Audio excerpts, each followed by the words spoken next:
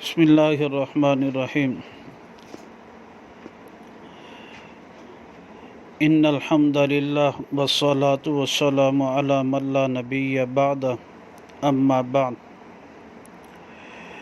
عقیدہ ختم نبوت کے بارے میں 200 سے زائد احادیث مبارکہ مروی ہیں۔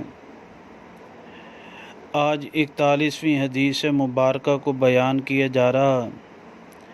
یہ حدیث مبارکہ سنن ابن ماجہ جلد نمبر ثانی ابواب الزہد میں ایک باب ہے، باب صفت امتی محمد صلی اللہ علیہ وسلم۔